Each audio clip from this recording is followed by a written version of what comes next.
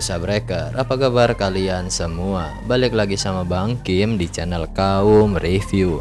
Kali ini Bang Kim akan ngelanjutin alur cerita manhwa yang berjudul Alkemis Muda dengan Ilmu Tingkat Tinggi part ke-8.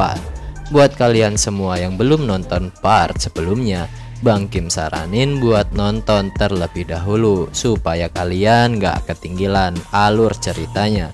Juga buat kalian semua yang belum subrek, silahkan di subrek terlebih dahulu serta tinggalin like dan komentar kalian sebanyak-banyaknya.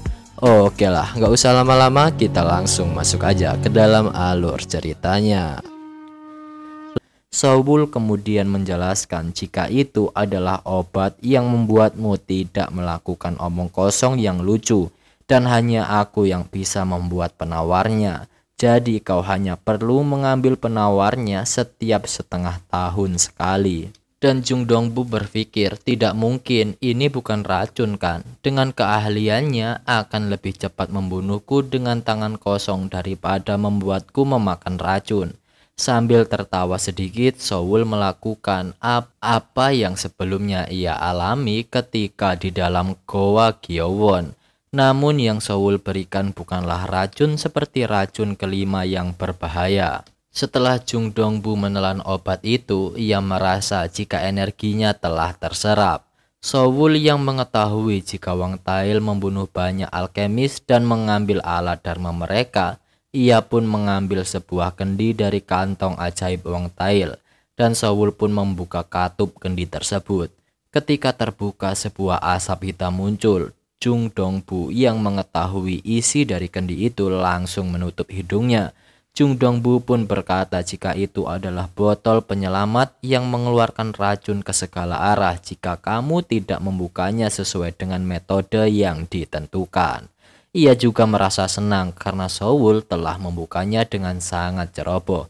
Namun di saat yang bersamaan, ia menyadari tentang penawar racun yang dimiliki oleh Sowul. Dan ia merasa frustasi karena sebentar lagi dia juga akan mati.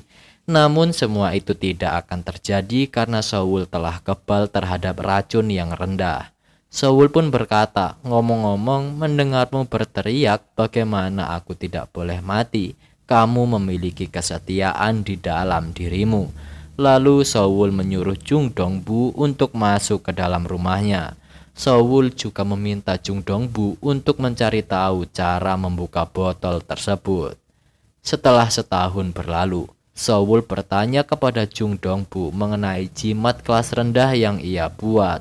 Lalu Jung Dongbu berkata jika itu adalah hal yang menakjubkan. Setelah selesai membuat jimat, Sowul bertanya, haruskah kita pergi ke sekte bola besi sekarang? Dan Jung Dongbu menjawab, ya, sekarang mereka pasti curiga karena tetua Wang belum kembali. Sowul pun berniat untuk menyamar dan bekerja pada tahap ke-7 dan pengembangan agar tidak timbul kecurigaan. Lalu Sowul menekan energinya agar terlihat seperti berada di tahap ke-7 dan pengembangan. Jung Dongbu yang melihat hal itu merasa ngeri karena Sowul bisa menekan energinya hingga pada tahap rendah. Mereka pun selanjutnya pergi ke sekte bola besi, dan ia ingin melihat kekayaan yang telah dikumpulkan oleh Wang Tail selama bertahun-tahun. Dan sesampainya di sana, Sowul bersama para murid baru disambut oleh Gaeja yang bertanggung jawab untuk mendidik mereka. Gaeja menjelaskan dengan tegas jika selama kalian ada di pasukan bola besi, waktu bermain dan beristirahat dengan nyaman telah berakhir. Dan mulai sekarang kalian adalah murid sekte tingkat terendah. Tidak ada seorang pun di bawah kalian, jadi kalian harus melakukan semua jenis pekerjaan. Dan mereka semua telah mengerti apa yang dikatakan oleh Gaeja. Setelah itu Gaeja meminta mereka untuk maju ke depan secara berurutan, dan dia akan menugaskan pekerjaan pada mereka. Tiba-tiba seorang lelaki menyapa Sowul dan berkata, kamu adalah pria yang diminta oleh kakak Jung. Apakah kamu memiliki sesuatu yang ingin kamu lakukan secara khusus? Saul pun menjawab jika ia ingin bekerja menumbuhkan tanaman suci. Dan lelaki itu memberitahu jika master di sana pilih-pilih, jadi banyak orang yang diusir. Namun Saul pun menjawab terima kasih. Saul pun sampai di perkebunan tanaman suci, dan ia berpikir tentang jarak yang diperlebar untuk meningkatkan usia ramuan suci secara artifisial. Lalu Saul sampai di depan pintu. Namun ia hanya merasakan energi dari satu orang di dalam, dan menurutnya apakah karena mereka harus memperhatikan menanam ini di tempat yang luas. Saul pun masuk ke dalam dan benar saja hanya ada satu orang di dalam, dan dia adalah master di bidang budidaya mokjung. Saul memperkenalkan dirinya yang merupakan rekrutan baru yang ditugaskan sebagai kultivator. Namun Mokjung hanya menjawab, apakah begitu? Baik-baik. Namun setelah itu Saul bertanya apa yang harus ia lakukan di sana. Pak Mokjung masih menganggapnya dengan santai. Namun tiba-tiba ia sadar akan sesuatu. Saul yang melihat Mokjung bergerak, ia berpikiran apakah dia melihat melalui teknik lanjutannya, dan ia merasa apakah dirinya akan ketahuan. Dengan tatapan yang serius, Mokjung melihat Saul, dan Saul yang keringatan dingin berpikiran jika dia benar-benar melihatku, haruskah aku menyingkirkannya? Di situasi yang tegang itu, Mokjung malah berkata, kamu memiliki penampilan yang menarik, bahkan lebih tampan dari pemimpin sekte. Saul merasa lega karena dia tidak ketahuan. Dan setelah itu tetua Mokjung meminta Saul untuk menghafal buku yang ia berikan dengan jangka waktu 3 hari. Dan jika dalam 3 hari ia tidak hafal, maka Saul tidak diperbolehkan bekerja dan tinggal di sana. Lalu tetua Mokjung menyuruh Saul untuk menempati kamar kosong di belakang, dan ia mengatakan ada 2 senior lain di sebelah. Jadi perlakukan mereka dengan hormat. Setelah itu tetua Mokjung meminta Saul untuk pergi karena dia sedang mengantuk dan tidak ingin diganggu. Dan di saat malam, Saul yang telah menghafal dengan semua isi buku itu berniat untuk mulai bergerak. Lalu ia memantau di sekitar, dan ketika sudah merasa aman, Saul pun pergi. Kemudian ia merubah dirinya menjadi Wang Tail. Setelah itu ia menghampiri Jung Dongbu yang telah menunggunya. Saul berkata, karena kamu memberikan informasi rinci mengenai sekte bola besi dan Wang Tail, aku bisa berbaur dengan mudah. Dan Jung Dongbu berkata, Anda menyelamatkan hidup saya, jadi itu benar bahwa saya membalas budi. Kemudian Saul mengatakan, terlepas dari berangkas yang hanya bisa dimasuki dan dikeluarkan oleh para tetua, ada banyak batu roh dan alat dharma yang disimpan di tempat ini. Namun perkataan Saul dipotong oleh Jung Dongbu karena ada sedikit masalah. Lalu Saul bertanya, masalah bagaimana? Dan Jung Dongbu menjelaskan jika ketika dia kembali, pemimpin sekte bertanya-tanya mengapa Anda tidak kembali bersama saya. Jadi pemimpin sekte secara pribadi meminta Anda. Ketika mengetahui hal itu, Saul yang menyamar sebagai Wang Tail langsung menghadap pemimpin sekte bola besi yang bernama Wu Hoki. Wong Hoki mempersilahkan Wang Tail untuk duduk dan menikmati minuman keras dan juga nektar. Lalu ketua sekte berkata, jujur aku khawatir kamu pergi tanpa sepatah kata pun. Jadi sepertinya kamu akan segera kembali. Tetapi aku tidak berpikir bahwa kamu hanya akan kembali sekarang. Dan Saul mengatakan, aku telah membuatmu tidak nyaman pemimpin sekte. Jung Dongbu yang kembali lebih awal memberitahuku apa yang terjadi. Sepertinya kamu ingin tahu sesuatu. Dan dengan wajah yang serius, Wu Hoki bertanya, kamu tiba-tiba menghilang sebelum acara. Saul merasa bingung karena Jung Dongbu tidak memberitahunya tentang acara yang dimaksud. Namun Saul menjawab, tapi aku masih kembali ke sini bukan? Lalu Wu Hoki bertanya, jika tidak ada gunanya menyalahkanmu atas ini, yang penting kamu kembali tepat waktu. Ternyata acara yang dimaksud oleh Wu Hoki adalah sebuah perang besar. Wu Hyoki bertanya jika perang yang sekarang akan menjadi perang yang berbeda dengan terakhir kali karena sebagian besar kekuatan ada di pihak kita, terlepas dari kedudukan politik mereka. Wu Hyoki juga membahas tentang keluarga Seo dari Choksan yang mati karena perangkap yang ia buat, dan menurutnya itu adalah hasil dari membalikkan arus. Ia juga merencanakan untuk mengambil alih tambang batu roh keluarga Seo. Soul yang menyamar sebagai Wang Tail mendukung tentang apa yang dilakukan oleh pemimpin sekte bola besi. Setelah perbincangan yang panjang, Soul pun berpamitan untuk pergi ke perbendaharaan bunga suci untuk membuat persiapan akhir untuk perang. Setelah Soul pergi, dia berpikir jika dari apa yang didengar, sepertinya semua sekte dan keluarga keadilan dan kejahatan bersaing satu sama lain. Dan keluarga Nonajo adalah keluarga abadi, jadi mereka seharusnya baik-baik saja dalam perang ini. Lalu ia berpikir jika semua ini tidak ada hubungan dengannya, dan dia harus segera mengambil kekayaan Wang Tail yang terkumpul dan menghilang. Soul pun sampai di gudang yang hanya bisa diakses oleh para tetua, dan di sana dijaga dengan sangat ketat. Soul pun berjalan masuk ke dalam gudang itu, mengatakan pada penjaga bahwa dia akan mengambil beberapa barang dan para penjaga menuruti perintah Soul. Dan di sana ada 4 alkemis dengan energi roh yang membuka pintu dari perbendaharaan bunga suci. Dan itu membuat Soul berpikir betapa hebatnya sesuatu yang mereka simpan. Setelah itu dibuka, seorang alkemis meminta Soul untuk mengikuti langkah-langkah yang dia ambil di perbendaharaan. Soul pun mengikuti setiap langkah yang diambil alkemis itu, dan Soul cukup takjub dengan ruangan yang hanya sekitar 2 kamar, tetapi mereka menciptakan sebuah ruangan di dalamnya. Ia juga berpikir jika sekte bola besi tidak dapat dipandang rendah, dan mereka pun sampai di sebuah pintu besar. Namun ketika Soul ingin membuka pintu itu, ia merasa kebingungan karena tidak mengetahui caranya karena belum pernah mendengarnya dari Jung Dongbu. Dan alkemis yang memandunya bertanya-tanya apakah ada masalah. Soul pun menjawab tidak apa-apa. Ia berpikir pasti ada cara untuk membukanya dengan botol darurat, dan jika identitasku terbongkar maka aku akan menghadapi 4 alkemis energi roh dan seluruh sekte bola besi. Tiba-tiba Soul teringat dengan cara membuka botol darurat, dan akhirnya dia mengerti cara membuka pintu tersebut. Dan pada akhirnya pintu itu berhasil dibuka oleh Soul. Setelah ia berhasil, Soul meninggalkan gudang perbendaharaan bunga suci.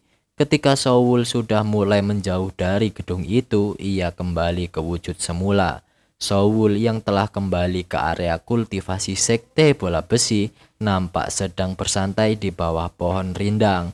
Karena dia adalah murid kesayangan dari tetua Mokjung, jadi ya santuy aja dulu. Sambil memejamkan mata dan menikmati udara sekitar, Soul memikirkan tentang dirinya yang akan memoles seni pedang penghancur bentuk ke-6 sambil belajar metode kultivasi.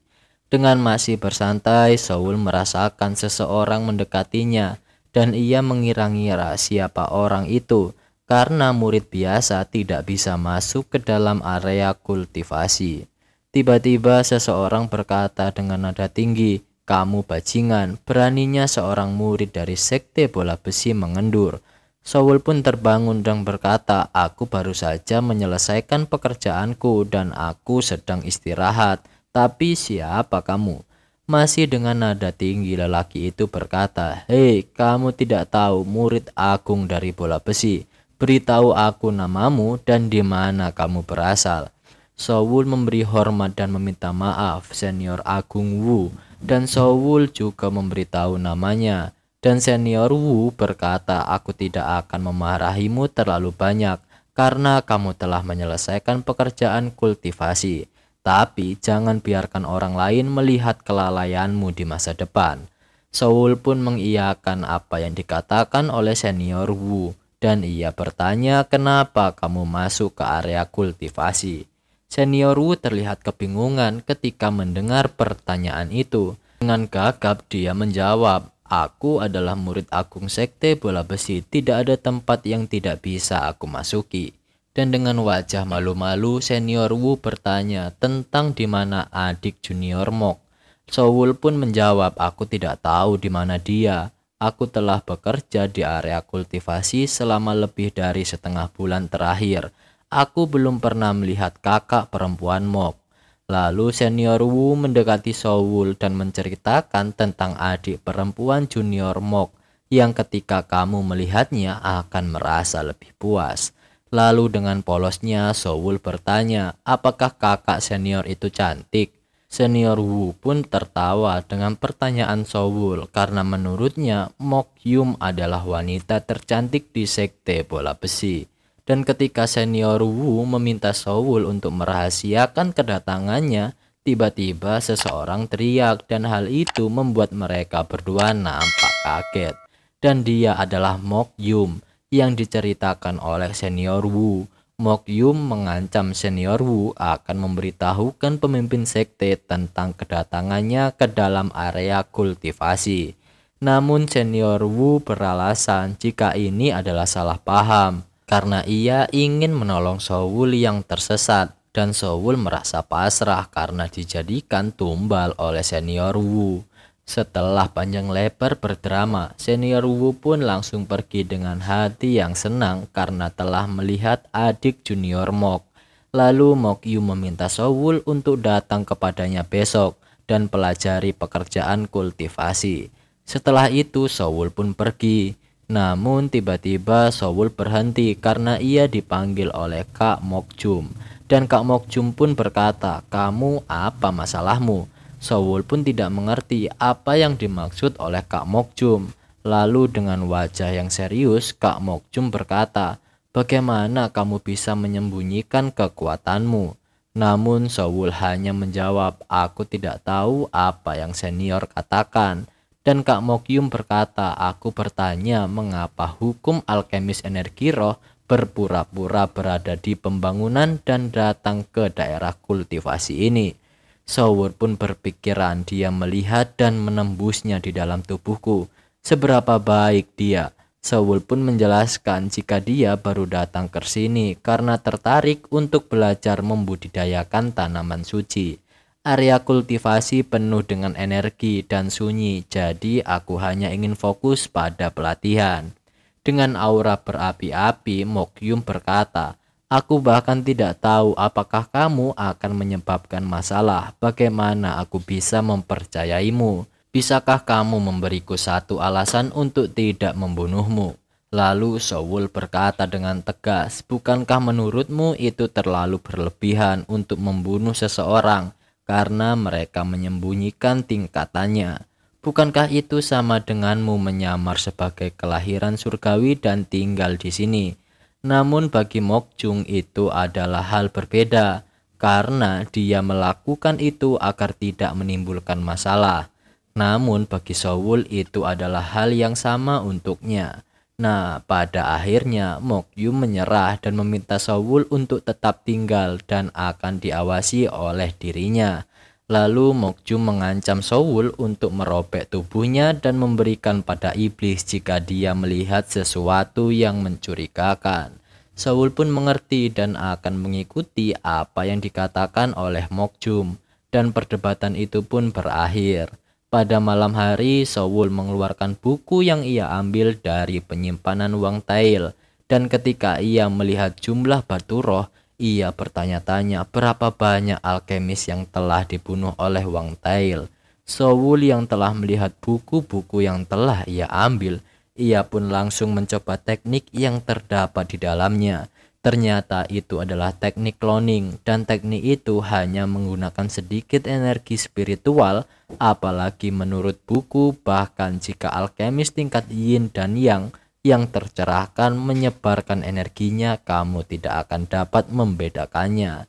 Tapi ternyata teknik ini memiliki sisi negatifnya karena harus mengontrolnya secara sadar. Dan ada kasus di mana kamu akan berdiri diam seperti boneka, jadi akan mudah tertangkap. Saul pun berpikir jika dia akan mengendalikannya dengan membagi kesadaranku menggunakan nyanyian es hitam. Dan ternyata hal itu pun berhasil, karena teknik ini sangat cocok dengannya yang telah mengoptimalkan nyanyian es hitam. Karena teknik ini belum diberi nama, Saul pun menyebut teknik ini alter ego. Ketika Saul sedang berlatih, ia merasakan sesuatu. Ternyata ia merasakan Mokyum yang sedang mengawasi ki dirinya. Saul pun berpikir bahwa dirinya tidak akan dapat melakukan apapun jika terus diawasi, dan ia berpikir untuk mencari cara lain. Saul pun keluar kamar dan mengetuk pintu kamar Mokyum. Lalu Mokyum pun keluar dari kamarnya. Saul pun sempat terkesima dengan penampilan Mokyum karena berbeda ketika ia menunjukkan aura membunuhnya, dan ia mengerti kenapa senior Wu begitu menginginkannya. Dan Saul pun mengatakan jika ia hanya ingin berlatih. Namun Mokyum berkata, "Latihan, lakukan saja, kenapa harus mencariku?" Lalu ketika Saul diajukan, Saul berkata, "Jika dia ingin berlatih ilmu pedang, jadi aku mungkin mengganggumu." Namun Mokyum merasa penasaran dan menanyakan tentang ilmu pedang jenis apa yang Saul latih.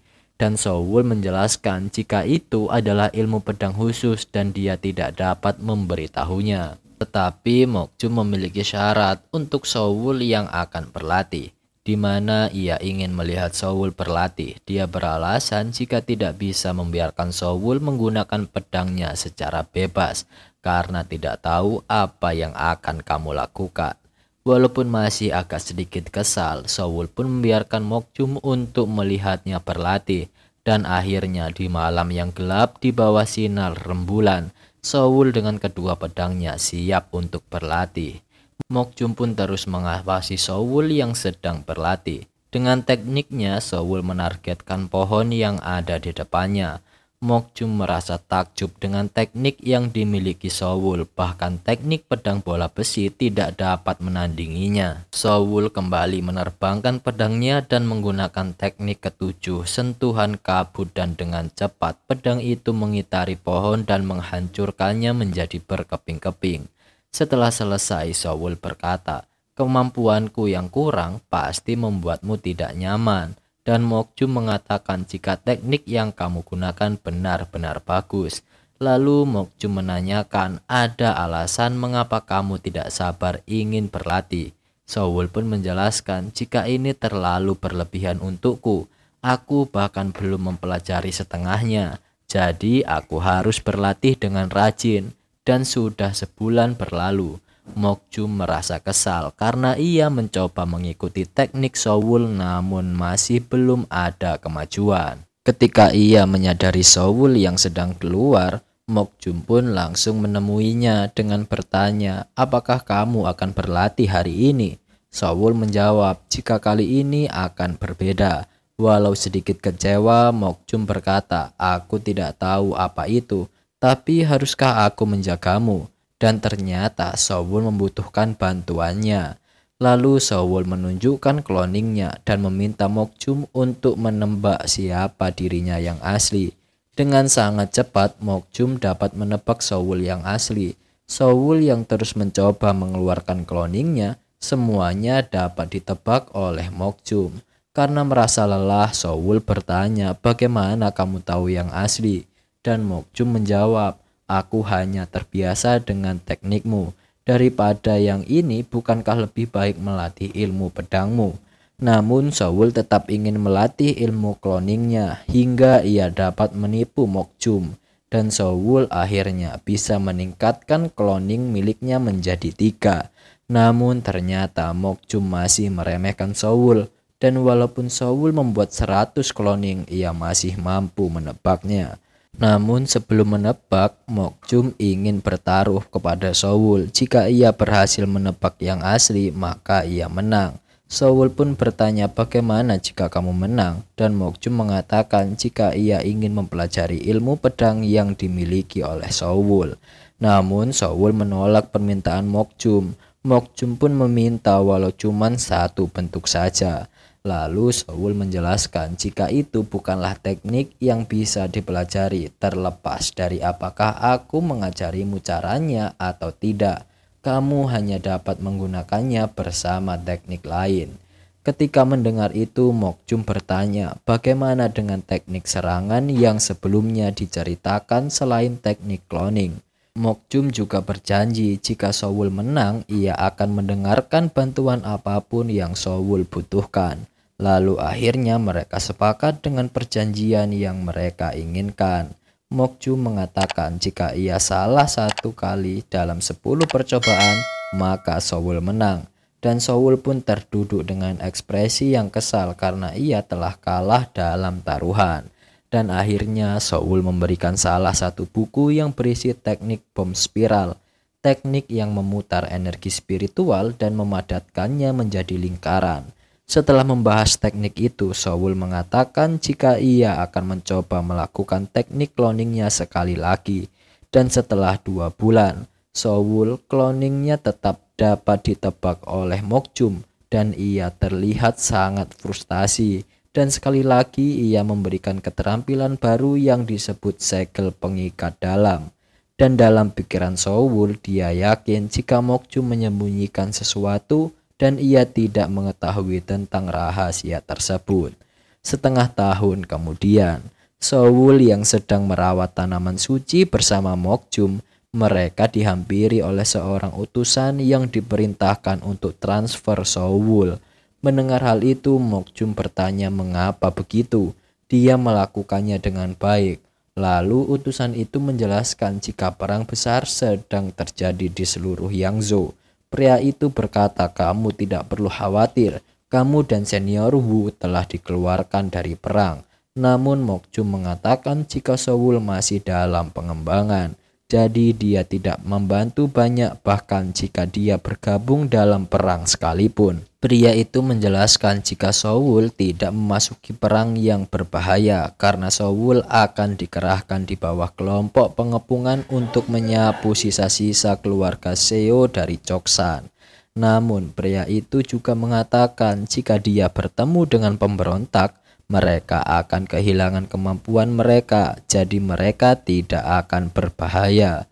Soul berkata jika dia akan mengikuti perintah dari sekte. Hal itu Soul lakukan karena dia pernah berhutang budi pada keluarga Choksan yang telah membawanya ke dalam tanah roh tunggal. Soul kemudian berpamitan kepada Mokjum dan berjanji akan segera kembali. Scene pun berganti memperlihatkan Seowi dan Sugisun yang nampak sedang berlari dari kejaran seseorang. Di tengah pelarian itu, Sugisun melarang Seowi yang pergi ke arah yang berlawanan dan Seowi menjelaskan jika terjadi pemusnahan pada keluarganya, maka yang harus kita lakukan adalah berhenti meninggalkan jejak untuk pergi ke Gunung Padang Rumput karena kita harus bertahan untuk saat ini. Namun Chong dan Sugisun sudah terlihat kelelahan dan ia meminta Seowi untuk beristirahat sejenak dan akhirnya mereka beristirahat sejenak. Seowi terlihat kesal karena ternyata mereka telah dikhianati. Ketika mereka sedang beristirahat, sebuah ledakan terjadi. Ternyata itu adalah ulah dari tetua Beom.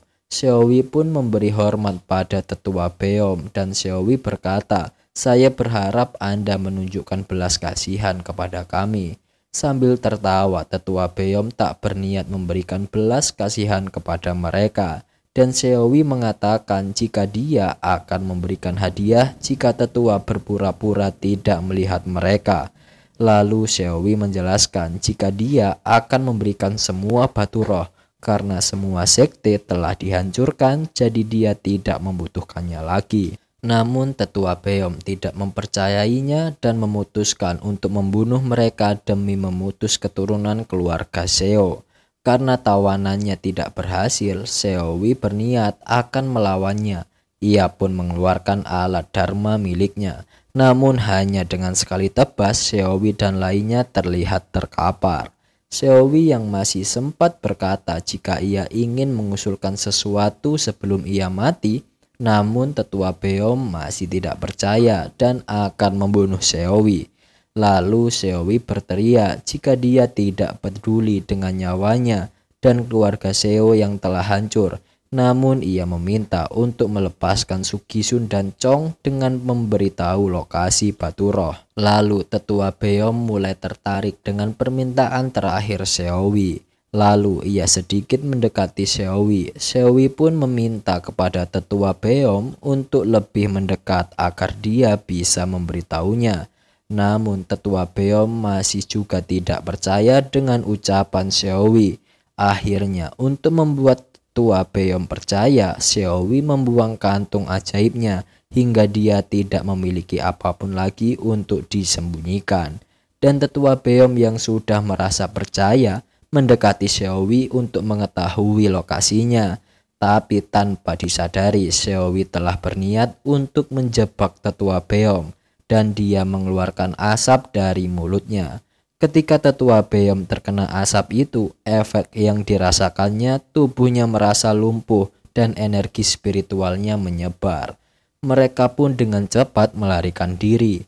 Tetua Beom yang menyadari hal tersebut menembakkan sebuah suar penanda untuk meminta bantuan. Suar itu dilihat oleh beberapa orang dan mereka mengetahui itu adalah suar milik tetua Beom.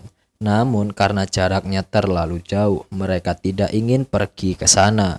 Soul yang berada di kelompok itu memutuskan untuk pergi dan meninggalkan alter egonya. Ia pun pergi karena khawatir dengan Seowi dan Sugisun. Lalu pada akhirnya part ke-8 pun sampai sini dulu nih Subscriber. Terima kasih buat kalian semua yang udah nonton video ini sampai selesai. Terima kasih juga buat kalian semua yang selalu support channel Kaum Review. Tungguin part selanjutnya yang akan kita upload secepatnya. Terima kasih banyak, Bang Kim pamit, sampai jumpa di next video. See you and bye-bye.